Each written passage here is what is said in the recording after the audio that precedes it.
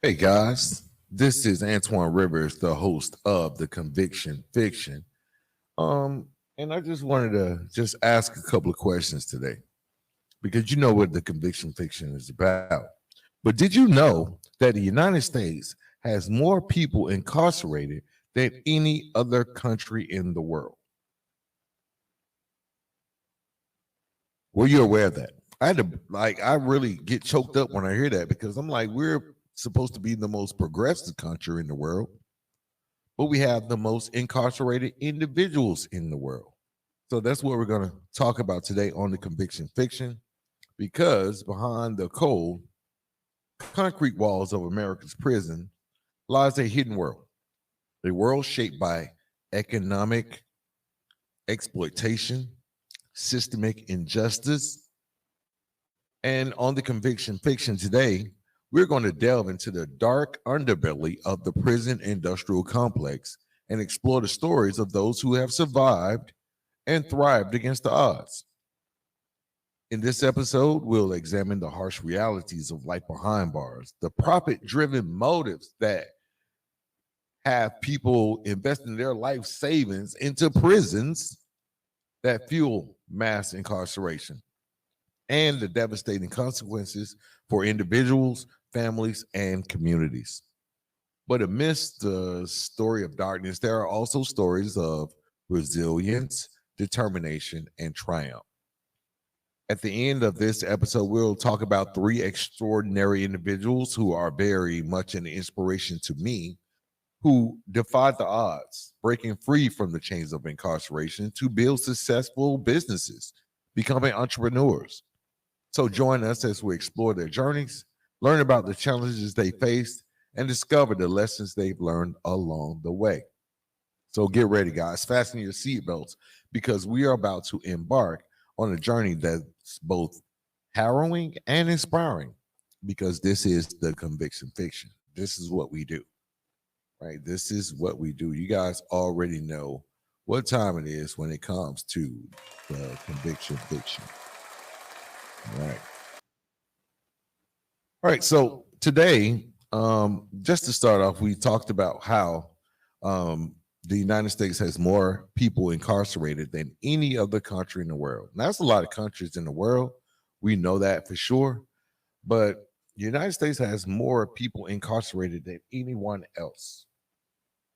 Yeah, I got to excuse me. I got just a slight little bit of indigestion,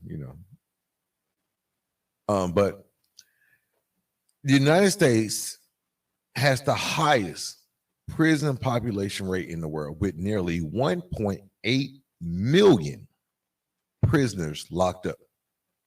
China has the second most, about 1.7 million prisoners, plus an unknown number of pretrial detention people. So we're not going to talk about pretrial because if you're anywhere near Atlanta and you know about Rice Street, or you know about downtown on Trinity, there's a thing called pretrial. You can sit there forever.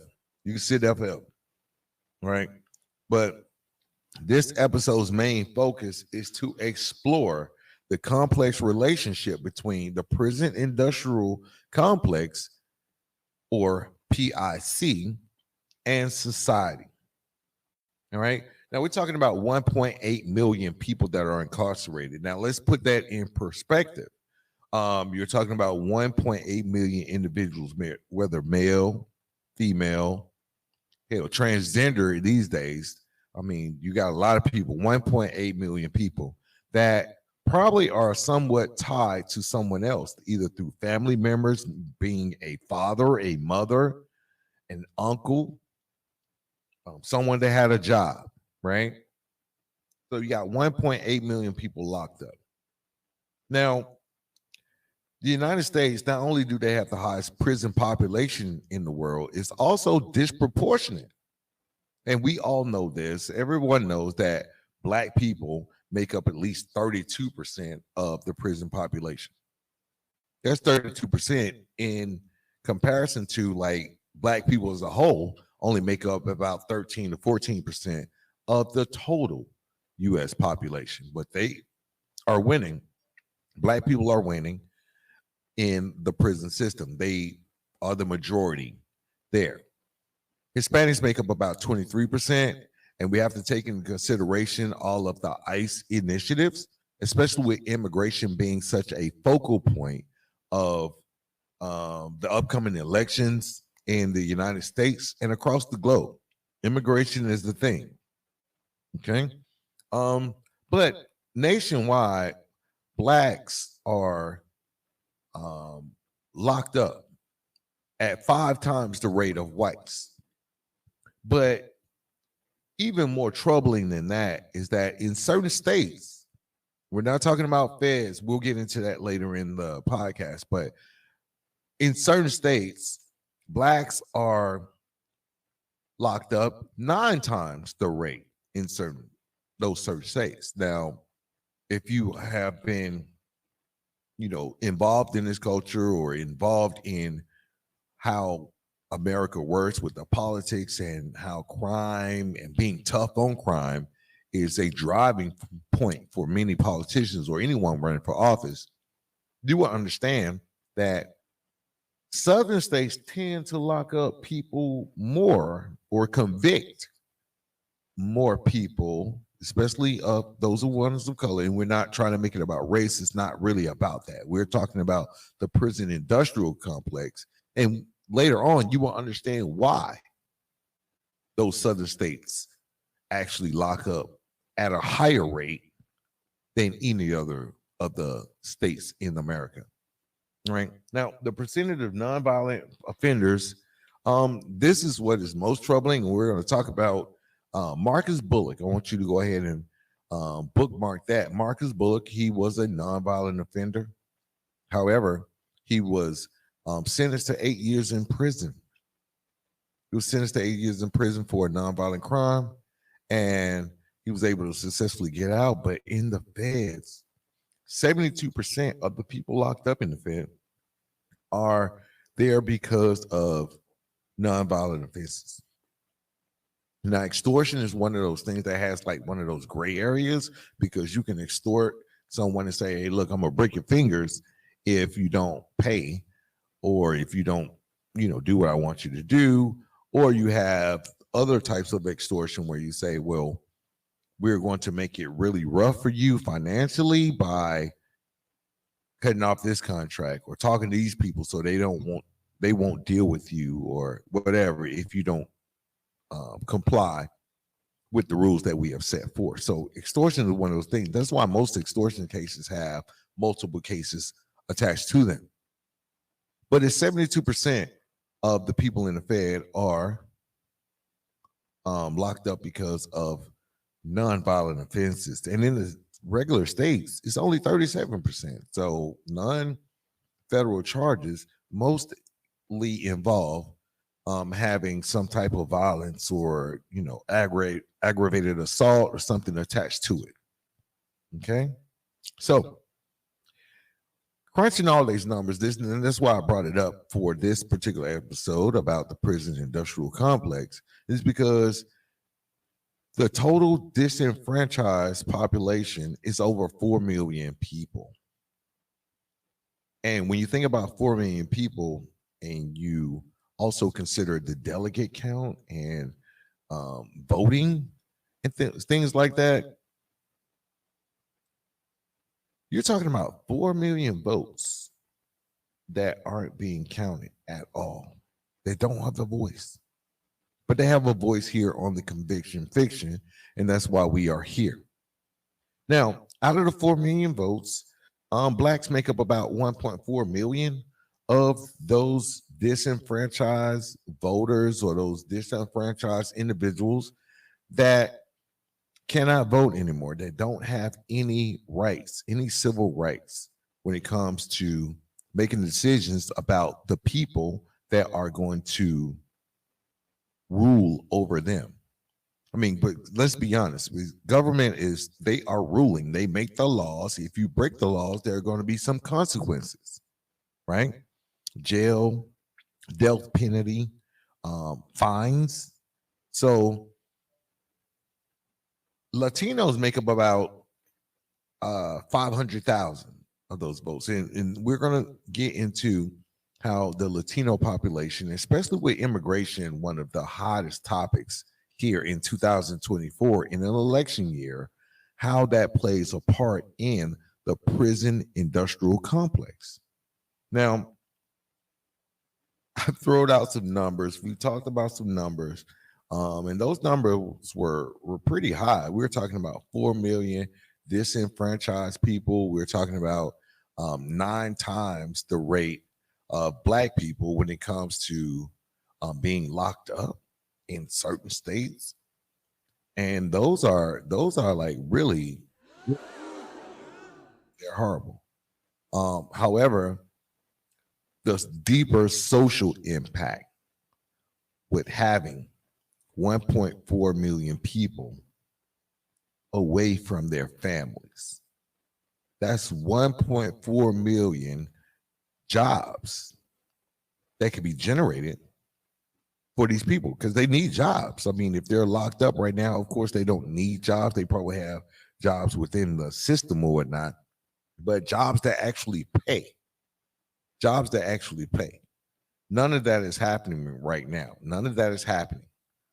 So, with that being said, there's a disproportionate impact of those incarcerations, especially on specific communities, such as Black and Latino neighborhoods. Now, I have, and it sounds sometimes the most racist thing. The most racist thing a racist person could say is like, I have Black friends or I have white friends. Well, I have friends and they cross the spectrum because I've ran across them throughout my time living here on earth, and especially during my time when I was incarcerated myself.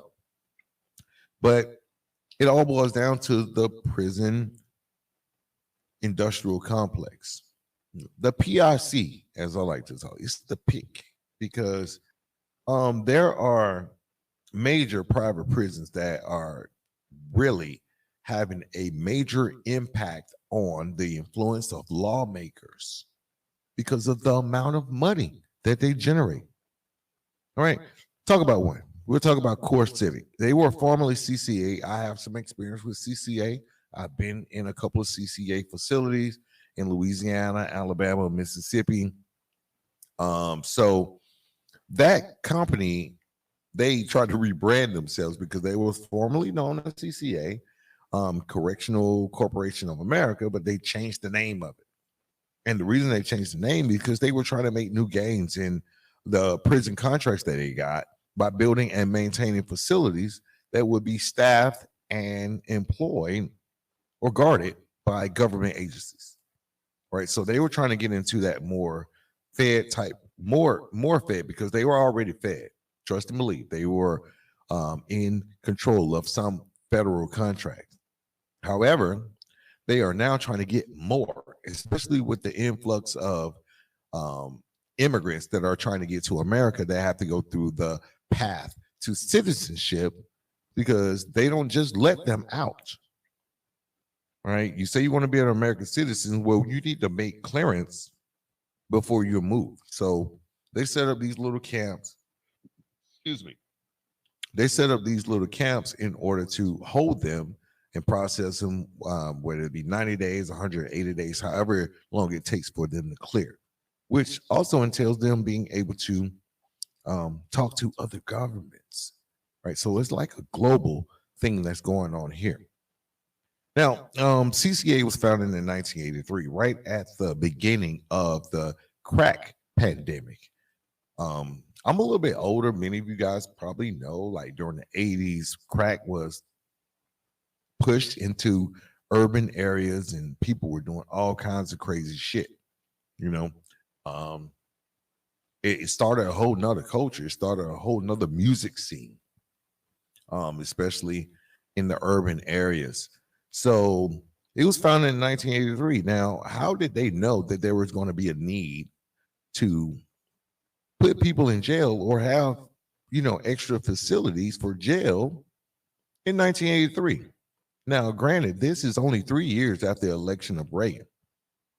Reagan hasn't even completed his first term in 1983.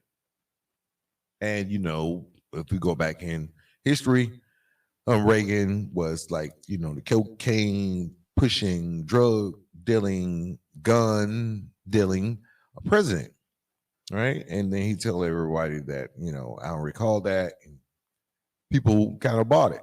Okay. So, but in 1983, he hadn't completed his first term and he was going to go for re-election in 1984. But in 1983, CCA was formed. And it was formed out of Nashville, Tennessee. Now, there's another group, the GEO group, that came about in 1988. The GEO group, they're more global, and this was in 1988. They were founded, and they are currently probably the largest private prison provider in the States, and they focus mostly on ICE, right? Those federal contracts when it comes to immigrants, right?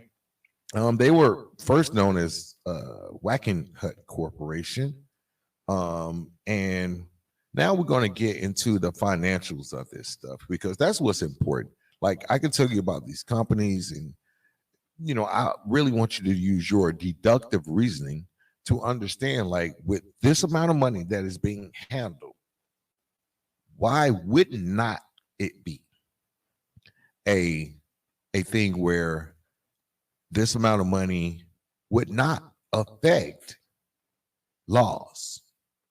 Why would not affect how governments convict people? Right? You got some folks out there that's not doing anything. Like I said, I'm going to talk about Marcus Bullock. He was sent to jail when he was 15 years old and tried as an adult and sent to a maximum prison, adult maximum prison at 15 years old. And that's only one story. I'm going to highlight him because he was able to, get out and start a successful career or a successful business, not necessarily a career, because being an entrepreneur and having a career is totally different, right? When he was told that he was going to be a career criminal at 15. So we'll highlight that. But let's first get into the profitability of those companies. All right. So government agents, like Core Civic, that private prison, they made $1.6 billion in 2023. 1.6, and I'm talking revenue. I'm not talking about operational expenses. I'm talking about revenue. They cleared. This is in the green. This is after you paid your officers, make sure they had PTO and insurance. You've made sure that the lights were on, the land that you bought.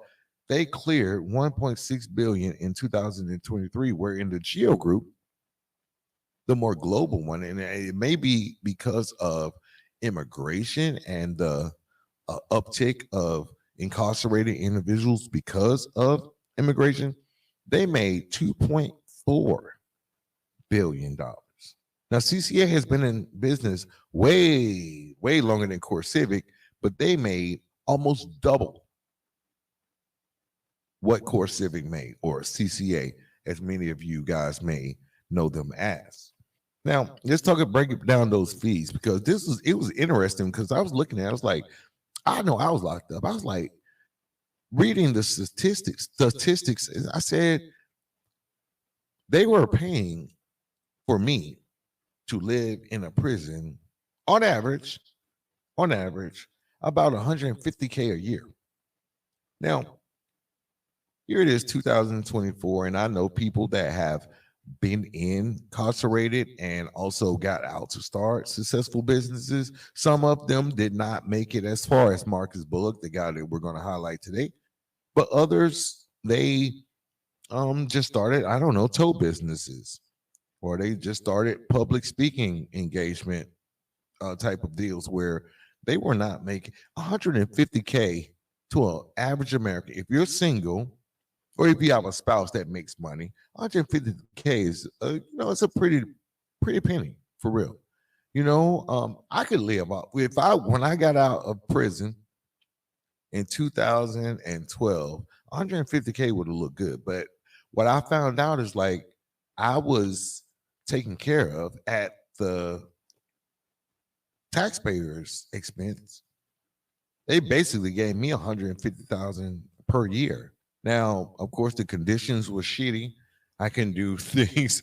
I mean, if you've been locked up, it's kind of fucked up, but like 150K a year, basically just to keep me alive. Okay. And they are paying the government this in order to run their prisons.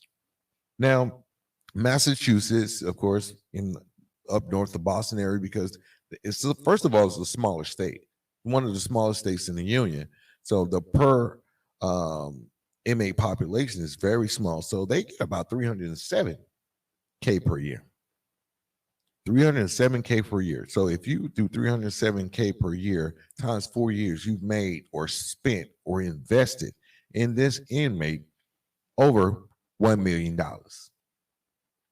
For every inmate that you have in Massachusetts, every 3 to 4 years, they're going to basically say that we've given some government, some private industry, we've given this private industry at least $1 million for each individual that's in there.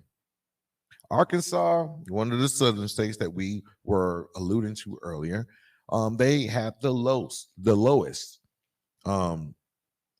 rate when it comes to inmates. They only give them about 23,000 a year, which I think minimum wage is what $15. Someone have to check me on that. $15 per hour. So you're right at above, or it's probably a little bit less than minimum wage if you're locked up in Arkansas. Now, private industries can raise the price or lower the price according to what they think is necessary. If they want to do some upgrades or pay overtime, they can, change the rates that they have per inmate. But of course, that is negotiated in the contractual process. Okay. So there's a potential for profit maximization when it comes to the prison industrial complex. Now, with all this money being transferred along and people being locked up away from their families and stuff like that, we also got to discuss why there are some economic benefits to having private prisons for local communities, and also some potential drawbacks for having private prisons in a community. First of all, let's talk about economic benefits. Rural communities, and you guys know, I mean, if you ever been locked up or you understand how or had someone locked up, most times you had to go visit them in Timbuktu. You got to drive on the interstate for a couple of hours. And once you get off the interstate, you got to get on the US highway and probably drive another 30, 40, 60 miles in order to get to the location. They're very tucked off. But why are they tucked off like that? Why are they ducked off and cussed like that? Because rural communities see them as a source of stable jobs and tax revenue, particularly in those areas with high unemployment or struggling industries like farming or manufacturing. Most of the towns that you see a prison industrial complex at are towns that used to be big on farming or they were big on manufacturing, but those industries have moved on with the advancements of technology and being able to produce higher volumes of a product overseas to get it shipped over here. We'll talk about NAFTA at some point as it relates to the prison industrial complex, but most of those manufacturing jobs are gone. Most of those farming jobs are gone. I mean, I don't know many kids that grew up farming. I don't. It's pretty much corporations now. Okay. Now, another reason that they are moved over into the rural areas is because of land availability.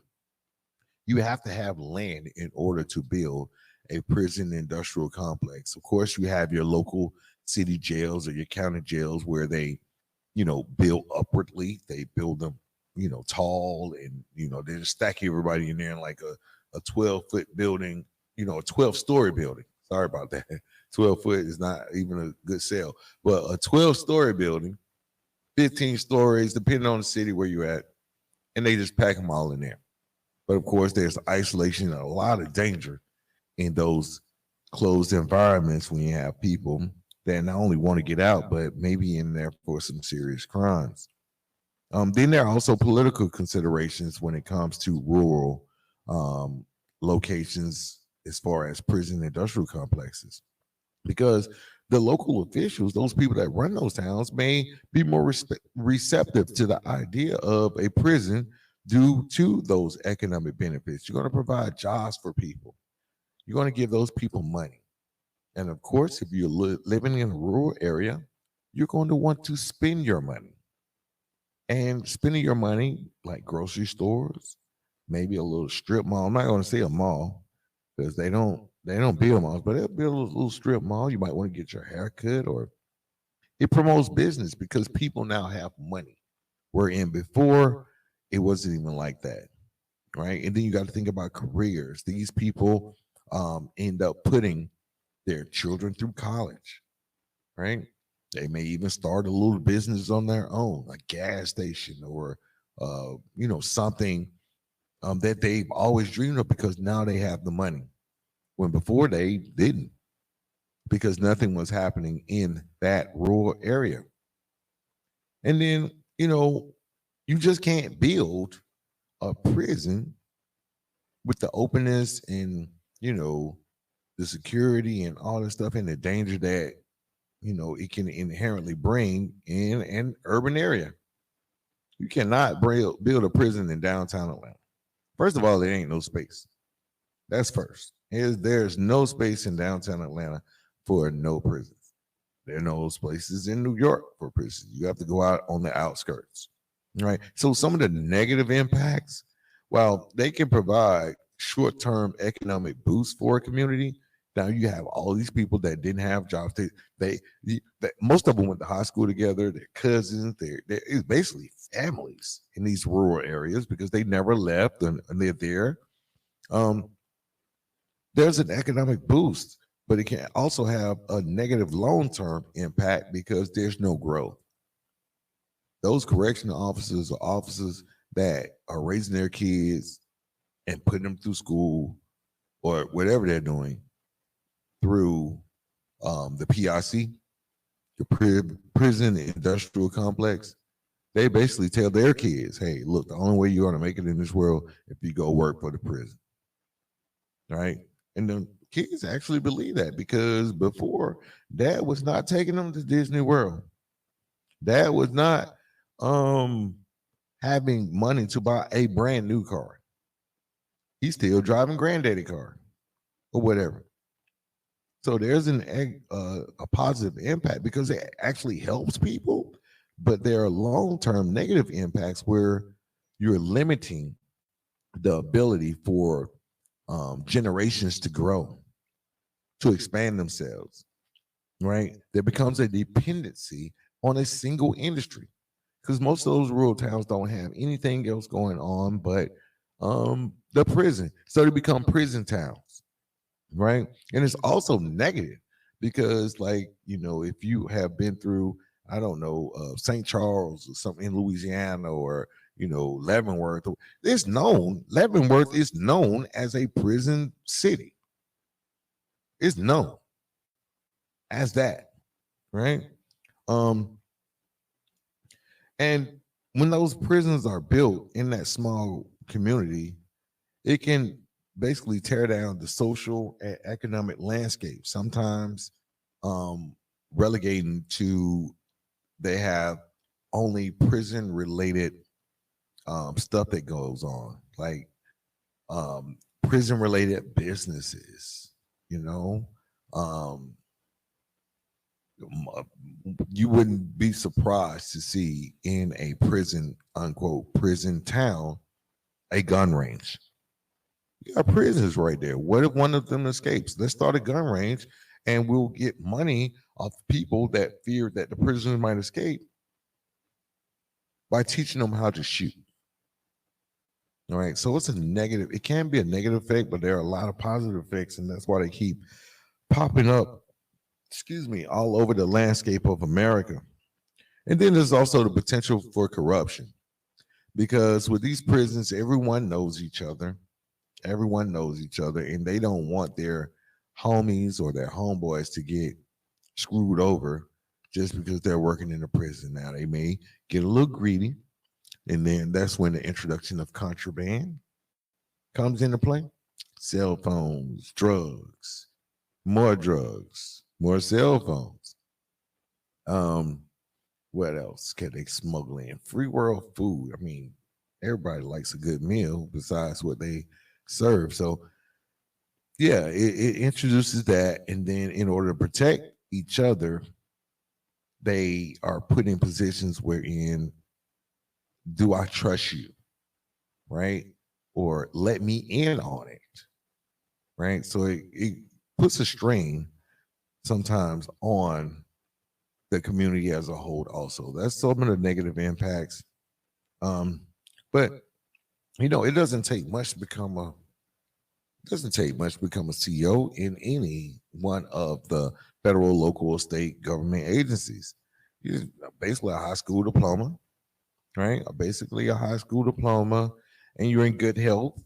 Some of them are older.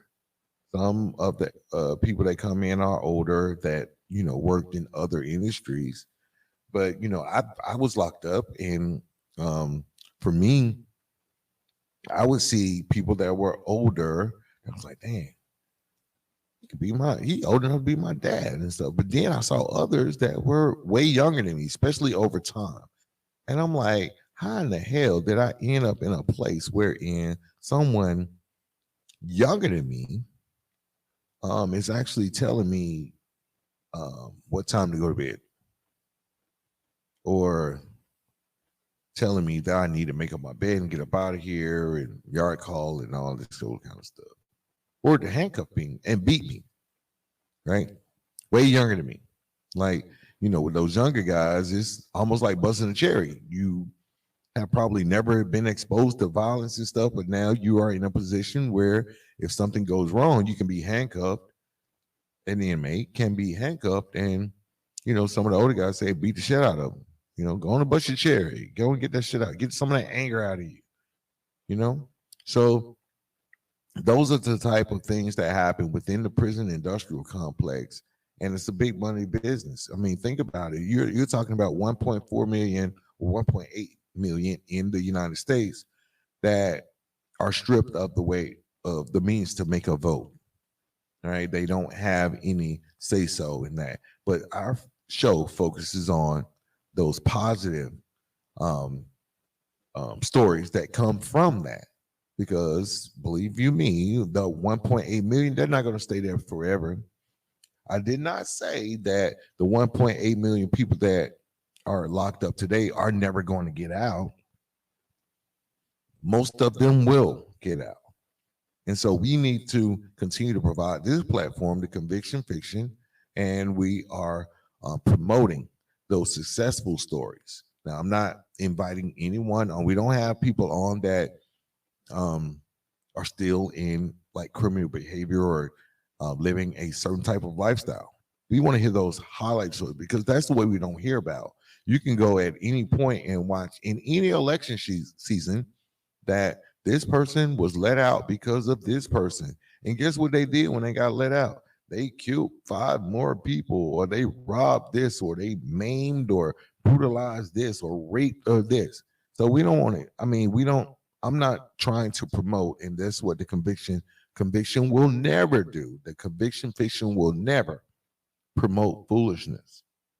It's only going to promote and highlight those successful things, and hopefully it will lend an ear to those people that are incarcerated or are looking to get let out soon, that you can make it happen, that things can happen good for you if you stay focused and consistent and build a solid team around you.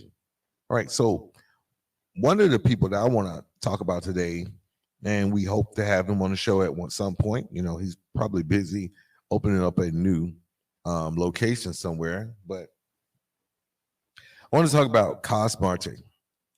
Coss Marte he was sent to jail as the leader of a multi-million-dollar cocaine operation. Now, let me give you a little background about Coss, because I've been watching on Mr. Marte. I've seen his story multiple times. He's been on CNN, MSNBC. He's been all over. He's done TED Talks and stuff like that. And the story behind Coss is that he was like the not fat shaming guys. I'm not going to do that. Not going to fat, but he was a fat ass drug dealer, bro. He was a really fat drug dealer. And because of the weight that he had attained and, you know, living a certain lifestyle, drinking and drugging and not eating right, he had became so overweight that the doctors had said if he doesn't change, he's going to die because of health reasons. Now, if you continue doing, you know, drug dealing or in that criminal lifestyle, you probably are going to die quicker than you should, or you're probably going to end up in jail, or there's that third option where you actually make a change. And that's what we focus on, is making a change. But anyway, they said that if he did not check his weight and check the way that he was living while he was incarcerated, even, that he would likely kill himself. It'll be like forced suicide, right? So faced with this grim prognosis, Coss started to get in shape using the tools that he had. And at the time, he was locked up in one of those maximum security prisons where all he had was a cell and his own body weight. He was considered dangerous and, you know, one of those people that would conspire to get more drugs in. So he didn't have a lot of interaction with other inmates. He step through kites and stuff like that. So he decided to use what he had, his own prison cell and his own body weight, to transform himself to, and it might have been because of the solitary confinement that Coss was able to realize, like, hey, I need to make a change. I need to do something with my life. All right. Not necessarily just with the weight thing, but just changing everything, period. And so within 6 months, he lost 70 pounds just working within his cell using his own body weight. We're talking push-ups, pull-ups, squats, you know, leg raises, basic stuff that he's using his own body weight. Now, granted, he had a lot to work with, because at one point they say it was like right at 340 pounds, 360 pounds. And he just kept replicating his successful formula of body weight exercises where he dropped the pound.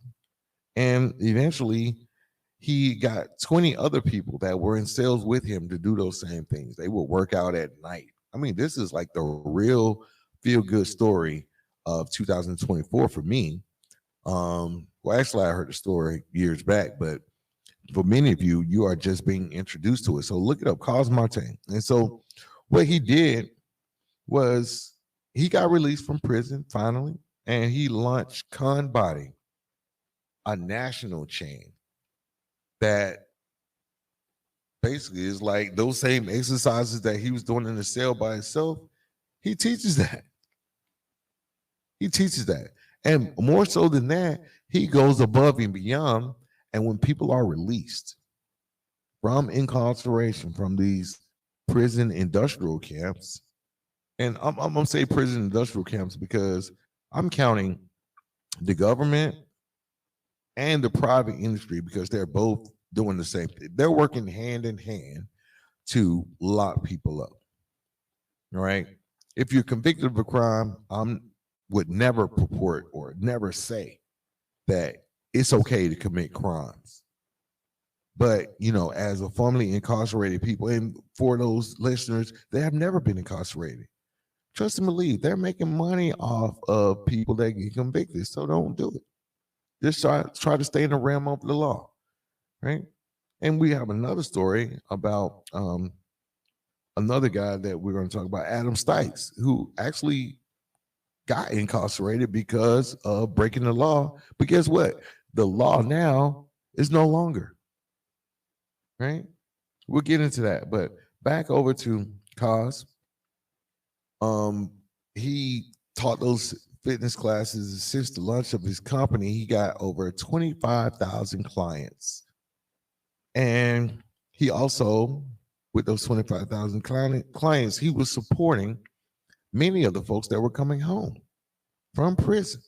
He's been over on 200 major media outlets, CNBC, CNN.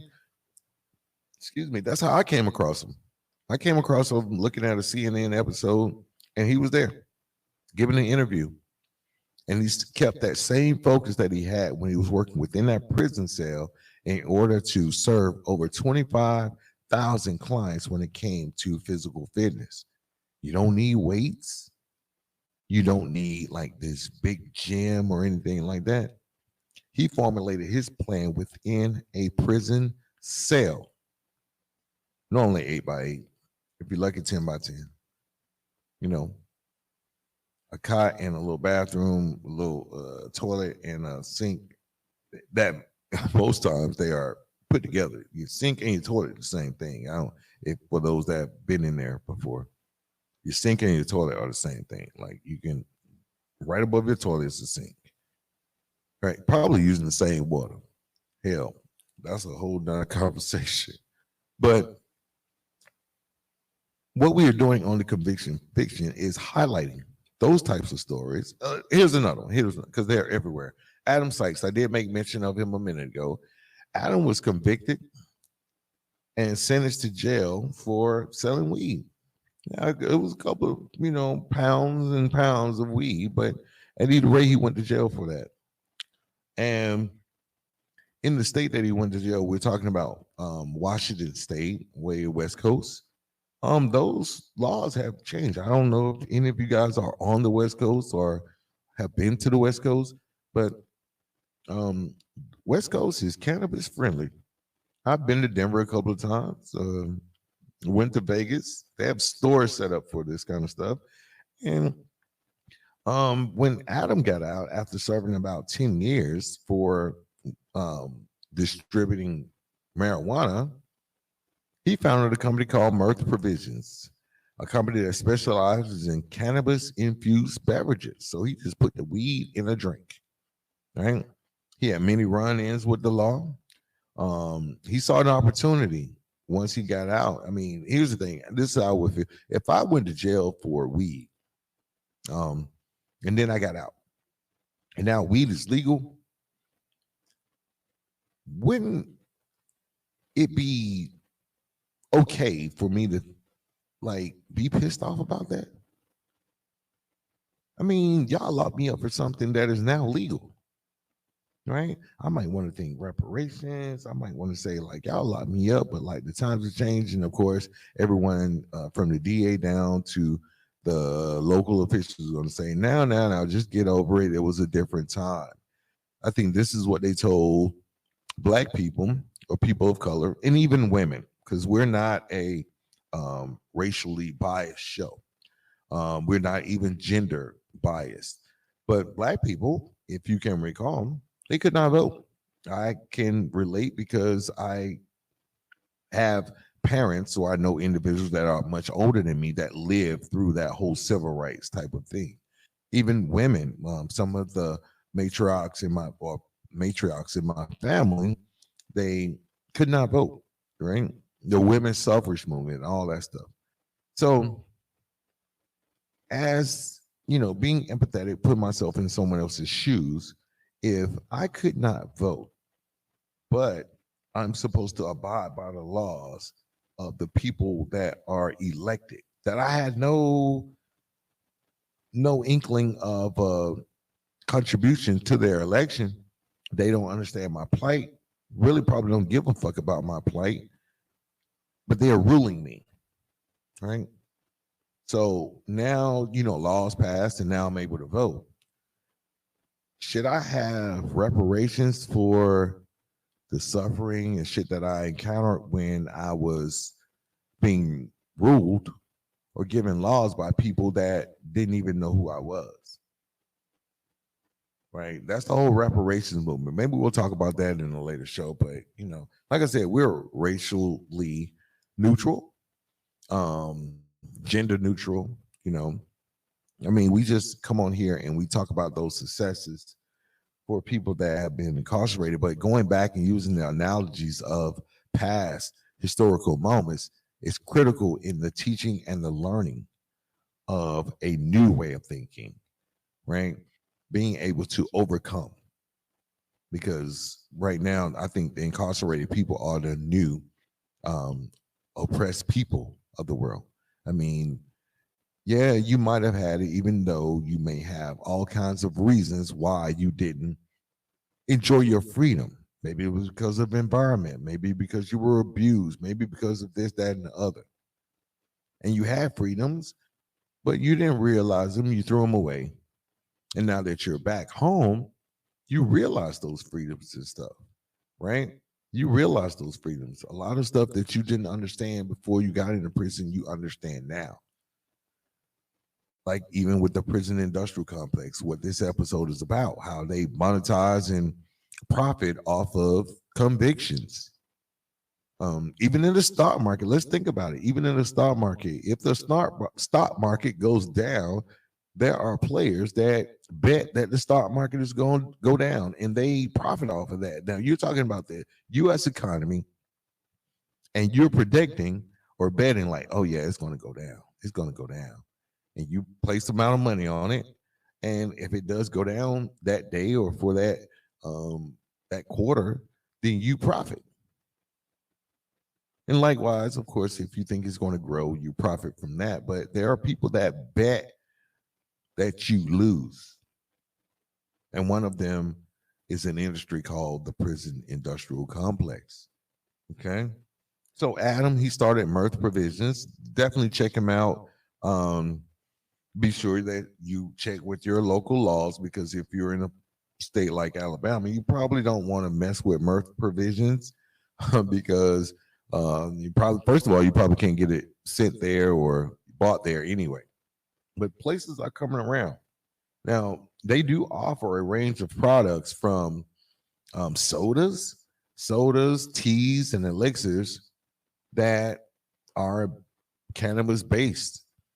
And this story that I know about Adam is a reminder that innovation knows no bounds, right? And that even with those troubled past, even when the laws were against you, if you give it time and remain consistent, those troubled paths can find success in unsuspected places, unexpected places.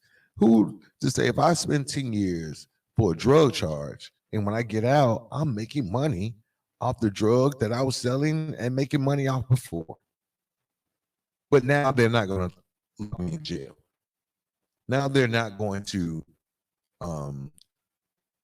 take me away from my family, strip me of my way to vote.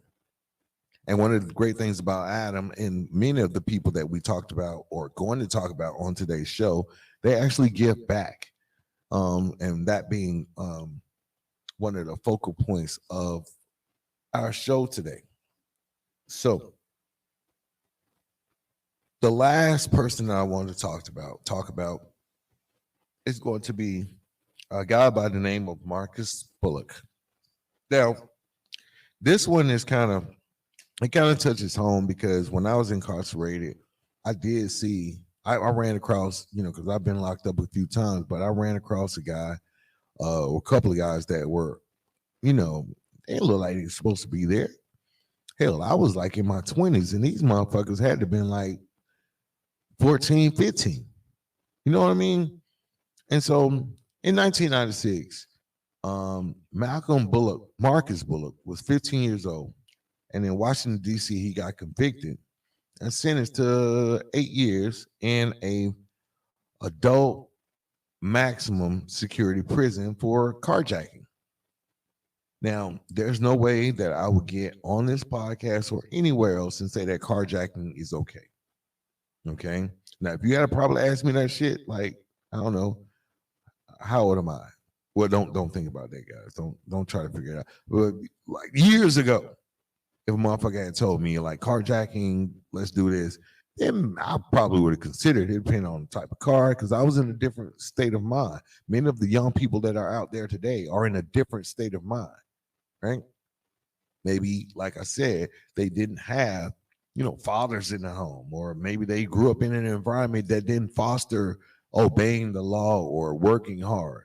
Maybe they grew up in drug-ridden societies. That I want to point out that kind of started way back in the 60s and 70s when you had COINTELPRO and all these other government agencies that were pumping drugs and trying to make sure that for the people that were elected, they needed to know that voters, you guys that are voting, look at that group of people over there. They're all on drugs.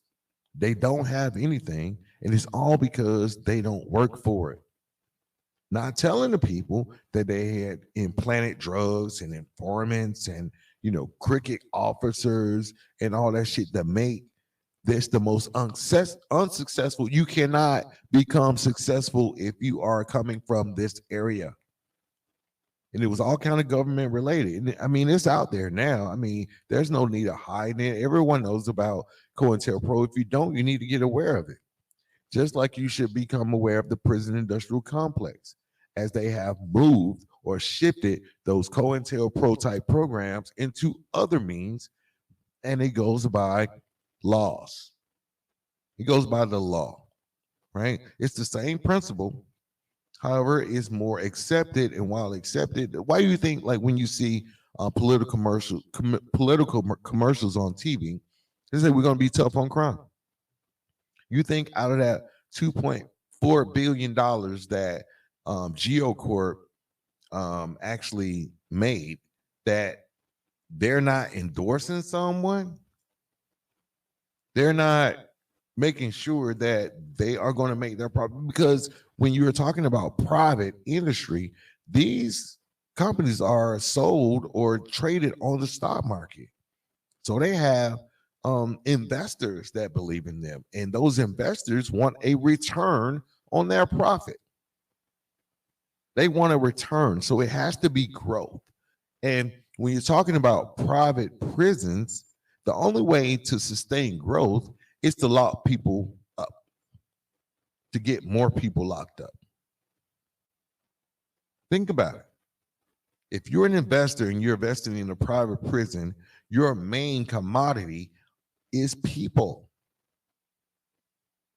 Okay? So in order for you to make money and for the government to award more contracts to your particular business, then you have to have more people locked up.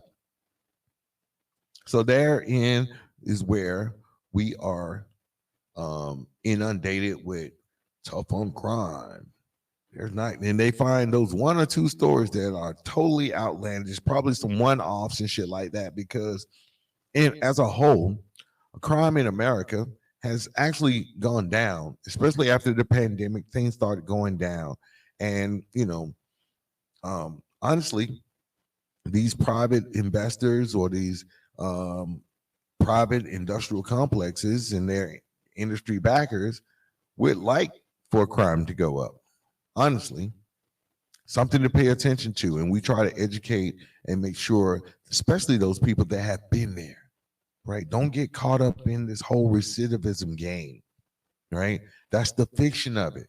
Just because you've been to prison doesn't mean that you're going to go back or you have to go back. As long as you know what's going on and you are able to successfully navigate through the ups and downs of life, right? One of the things that I said on one of the previous podcasts that I was on is, like, if you were in prison and you don't feel like you ever lost anything, if you think about it, if you were locked up and while you were there, you didn't feel like you lost anything, then you'll probably repeat the same stuff because you don't have nothing to fight for, which was crazy. Going back to the point about people profiting off someone else's loss. That's just how capitalism works. Someone's going to have to lose, and then someone is going to have to win. All right. So it's important that you are able to recognize what's going on. For instance, for those that were locked up, I don't know if you guys remember, it was a place, it may be more prisons, but Angel angel tree. They were everywhere. You could feel this out. And like during the holidays, it would be volunteers that would create care packages for you, and they would send them to you. And of course, the prison had their own thing where your family or people that loved you on the outside, they could send you like boxes or purchase boxes through, I think it was called Keith or something, like one of those for profit that actually profit off of people being in prison. They give you the chips and the candy and the deodorants and stuff. That's shit that you hadn't seen all year, like for the most part. You can get all this shit. Now, there were a lot of guys in there that didn't have people on the outside anymore. Now, this is an example of profit for loss, even though it does have a slant where someone actually gets help. Okay. So many of us that had people on the outside, and sometimes I didn't feel like I had people on the outside because it would be sometimes 6 months, depending on what was going on in society. And people have their own problems. Motherfuckers just knew I was saved or I was in prison, and they knew where I was, right? So around Christmas time or during the holiday season, I would say that they would, allow people to send you boxes or purchase you boxes. But mind you, there were some individuals, if you've ever been incarcerated, you probably knew or you probably were that guy that had no one to purchase you anything, no one to send you a box. Hell, you probably didn't even get mail, right? You didn't even get mail. And so around this time, this is the profit for, profiting off of somebody else's loss. They don't have anyone. So they would basically say, hey, look, I would go to them and say, hey, look, you ain't got nobody to send you no box, man. Let me get an extra box and I'll give you something out of it. Your family isn't going to send you anything because you don't even talk to your family. Like you're good. Matter of fact, I got in trouble and I'm ineligible to receive a box, but you can't get one. You don't have one. So I'm going to get my folks to send it in your name. And once they send it in your name, I'm going to give you something up out of it just for your time. Right. So that's capitalizing off of another inmate's loss or a fellow prisoner's loss because he don't have anybody. He don't have anybody. He doesn't have shit. Right. If he were to get out, he would probably end up homeless or in some type of shelter or re-entry program and have to start from the bottom up because he doesn't have a support system. But because he doesn't have a support system, that doesn't mean that I cannot come up and get what I need to get done because I do have one. I hope that makes sense for you guys. Please comment, text, send an email. I mean, if you can relate to this type of stuff, then definitely want to hear from you. All right, one last story is for Marcus Bullock. Like the 15-year-old I was telling you about, they got locked up for carjacking in Washington, D.C. He later became an entrepreneur, justice reform advocate, and TED speaker. He's also on TED. Now, he was locked up in 1996 and he got out in 2004, and he started a construction business that allowed other people to come work for him, in order to build projects around the Washington, D.C. area. It's a small outfit, but he had employees because I don't know, like when I was locked up, those 15-year-olds and shit, for me, and I'm not going on gender, not on race and no shit like that, but like if you were 15, bro, and I see your ass, I'd be like, man, come on, man, you need to stay straight. It's some vultures up in here that would definitely want to like take advantage of you and shit. Even if they don't take advantage of you, they'll take advantage of your folks. While you talking to your folks, they might come up to the phone and like, hey, look, I'm gonna take care of them, but I'm gonna make sure nothing happens to him. He gonna be safe. But you're going to send like $50 because he need like $50 or $100 or $300 to stay safe. And once they do that, they pretty much got you. If you send the money, They gonna call back maybe a month later. Man, he ran us some debt. I be trying to talk to him. I try to talk to him, but he ran us some debt. And now dude said if you don't send $300, he gonna or $500, he gonna kill him. And of course, they end up, the family might end up calling the prison itself and saying, "Hey, get my boy." They say gonna like kill him if they don't get $500 or something. So for those 15 years old, or younger people that I saw coming to prison, I was like, "Look, man, I'm not trying to get that out of you, man. Just don't hang around that person, bro, or don't hang around this person. Try to go to this circle right here. Go get your GD. Go jump in a program. Go do something like that, And that way, not necessarily to shield you or save you or some shit like that, but some shit you shouldn't be exposed to at 15 years old. Some shit you shouldn't be exposed to at 16, 17 years old when you are in adult maximum prison, when you got motherfuckers that done been around every fucking prison within the last 1,000 miles. They've been to every one of them, and got locked up probably at an age just like you, and are now praying and understanding that your family might care about you, and so they take advantage of it. Not knocking them, because I was cool with their ass too. They ain't fuck with me. I was cool. You know what I'm saying? But like with a younger guy, that's a little bit different, man. And it's some heartless motherfuckers. And if you don't have a heart, if you're in that type of situation and say, "Look, bro, I don't think that'd be a wise move for you." Now you're in an adult prison, so guess what? Your learning curve is a little bit shorter, a little bit slimmer. So I'm telling you, go do what you want to do. I can only advise. Right? And I'm gonna go about my way, you go about your way. Hopefully everything works out fine. But anyway, Mark got sent in at 15 and shit, but he came out, started a business. He listened to people like me and the others that are supporting and making sure that even though you're in a terrible situation, we can pull through this shit together without getting into trouble, without even getting in that. Now, I've had my run-ins, and maybe that will stay there for another show.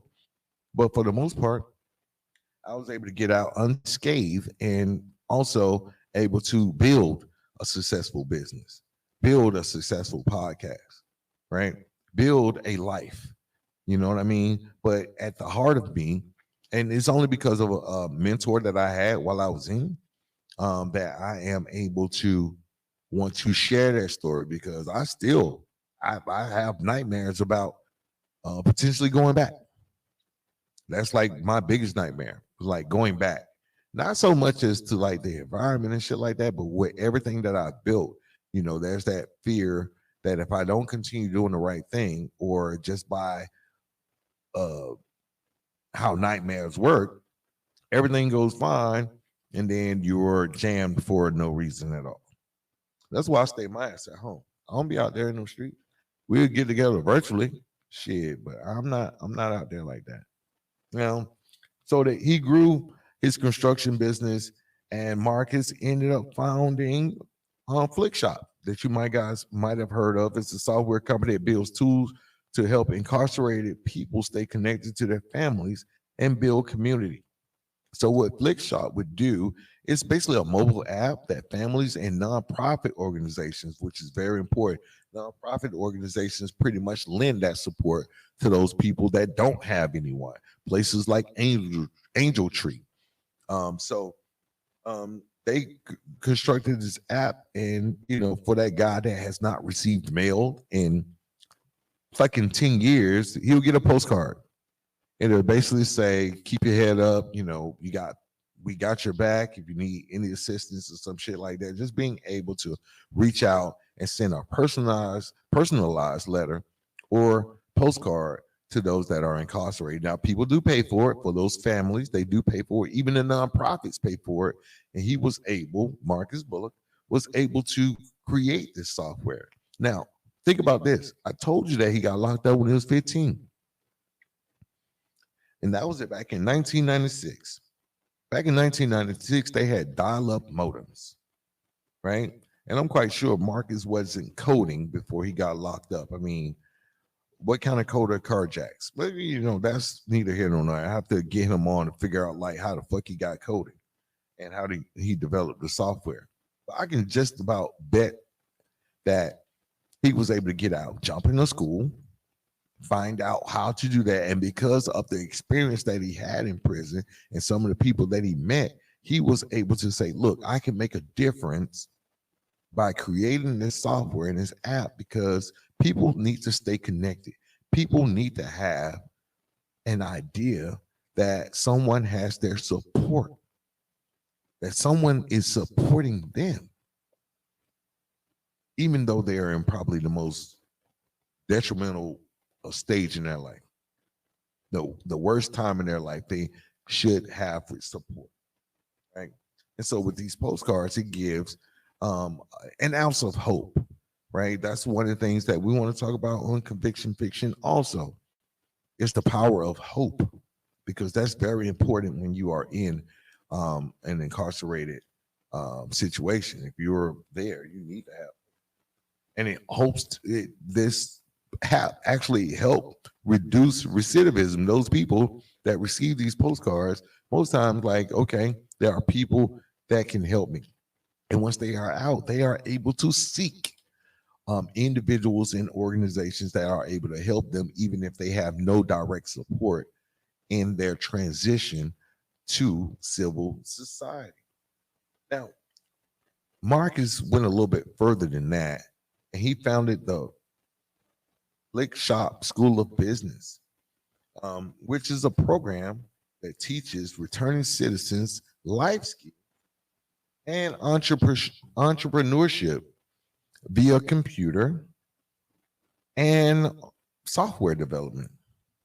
So this is a 15-year-old guy, a 15-year-old carjacker that got out and started a major business. Now, I'm not saying like every one of you guys have that type of story, but you have something similar. Every success is a success. I'm going to say that again. Every success, no matter how minute, no matter how small, no matter how minuscule you think that it is, every success is contributing to your ultimate success, right? It took years to build the companies that I've highlighted with these three individuals. It took years. So you have to take your time and use every resource that you have available to you within the legal means in order to promote your business, in order to promote your success. Because guess what? There's this thing called the prison industrial complex that we all know about. If you didn't know about it, you know a little bit about it now, or a little bit more about it after listening to this podcast episode. People profit from your loss. People have profited from my loss and many other individual losses.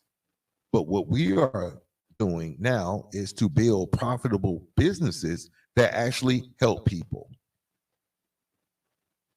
All right. So with that being said, I want to thank you. Thank you. But before we go, I do want to go ahead and, give my call to action. Definitely a call to action for everyone that is listening today. I want to encourage every listener today to learn more about the prison industrial complex and to advocate for reforms. Because when you're talking about convictions, right? If we had diversion programs like Next Level Boys Academy, shout out to the Next Level Boys Academy that has prevented hundreds of young guys here in Atlanta from actually going to prison, even though their crimes, according to the law, would have them in prison. But it diverts them, teach them classes, give them workshops, lets them hang out with other successful. It has a mentorship program. Shout out to Next Level Boys Academy for their work.